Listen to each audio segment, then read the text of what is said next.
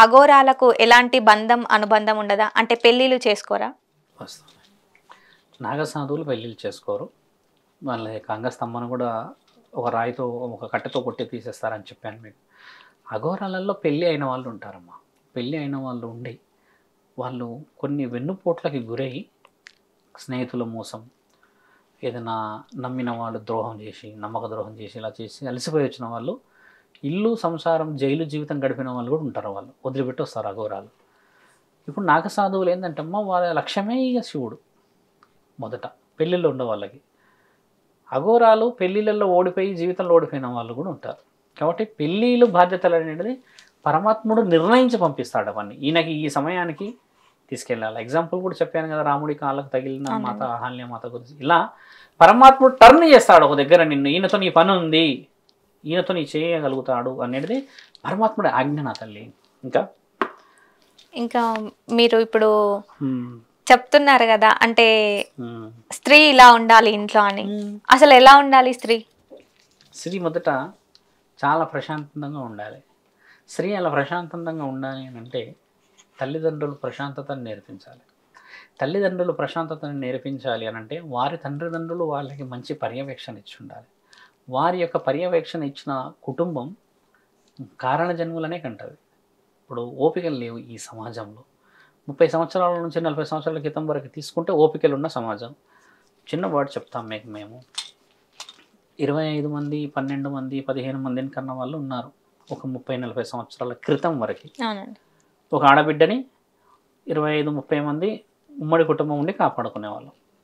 ఏదైనా డౌట్ వచ్చినా, ఏదైనా సమస్య వచ్చినా, భయం వచ్చినా అందరూ ఉండేవాళ్ళు. అలగ్గున వచ్చి కూర్చునే వాళ్ళు, అందరూ కలిసి తినేవాళ్ళు, అందరింట్లో కట్టెల పొయ్యి వెలిగేది కదా. అప్పుడు ఏమైంది, ఒక ఆలోచన ఒక స్త్రీని 25 మంది ఆలోచించేవాళ్ళు. నీ యొక్క ఆలోచన ఎంతమంది చేసేవాళ్ళమ్మా?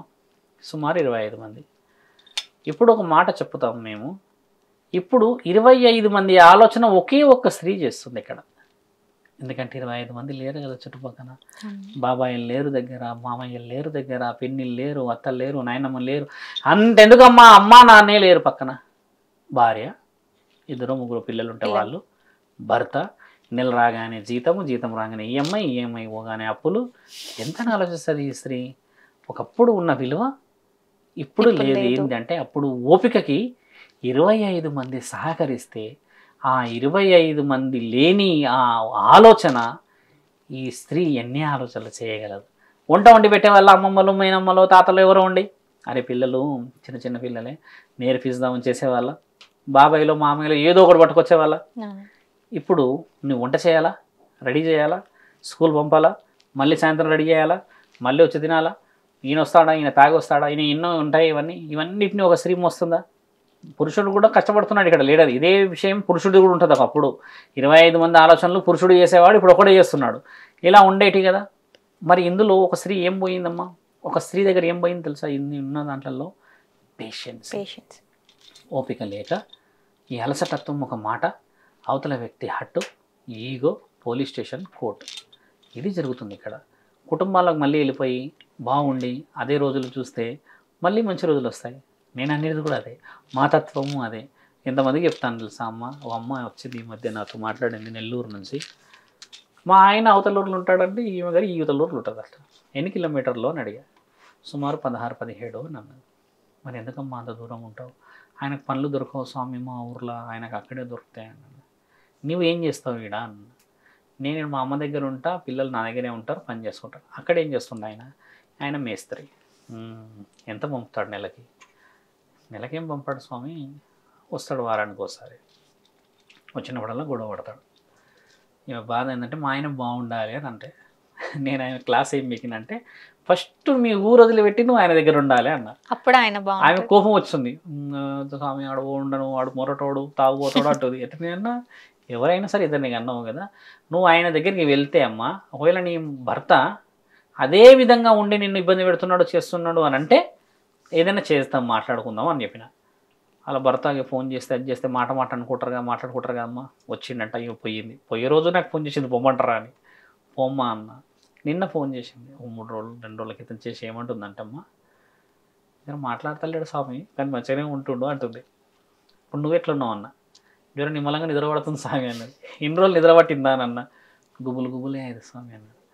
భర్త పక్కన ఉంటేనే నీ ఇల్లమ్మ, అలాగే స్త్రీ పక్కన ఉంటేనే ఆయనకి ఇల్లే. పిల్లల్ని ఎక్కడో పెట్టి అమ్మ నీ మీద ఇష్టంతో పెట్టుకుంటుంది నిన్ను, నా బిడ్డని వదిలిపెట్టుకోలేక అని.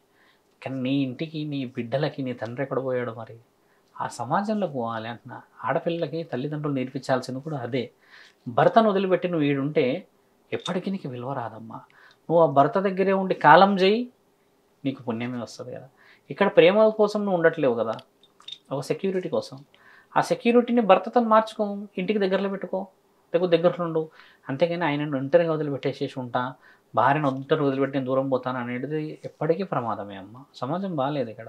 ఇప్పుడు వాళ్ళు బాగుంటున్నారు, నిద్రపడుతుంది అని అంటమ్మా. ఆ రోజు నిద్ర ఎందుకు పడతలేదు, ఈరోజు నిద్ర ఎందుకు పడుతుందంటే ఆ రోజు శరీరంతో పడుకుంది, ఈరోజు మనస్సుతో నిద్రపోతుంది.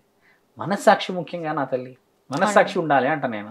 మీరు అన్న విషయం ఎందుకు ఒక భార్యకి ఒక భర్తకి కావాల్సింది ఏంటంటే ఇక్కడ ఒకరినొకరు ఫస్ట్ అండర్స్టాండ్ చేసుకోవాలంటే ఫస్ట్ నువ్వు తినే తిండి ఉండే ఇల్లు ఆ సంసారం అనేది ఫస్ట్ డీప్గా చెయ్యి కదా. జీతం తీసుకొస్తే నువ్వు పెద్ద మనగానువా? నువ్వు ఇంట్లో ఉండే వద్దంత పని చేస్తే నువ్వు పెద్ద స్త్రీవా?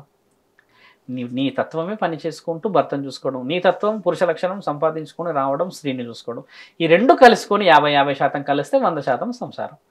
ఇది వదిలిపెట్టి ఒకరి మీద ఒకళ్ళు ఈక్వల్ అంటే వాట్ ఈక్వల్ అమ్మా? Nothing in earth equal is only relationship between husband and wife కనకుండా ఒక ఉమెన్ ఒక మెన్ అనవచ్చు.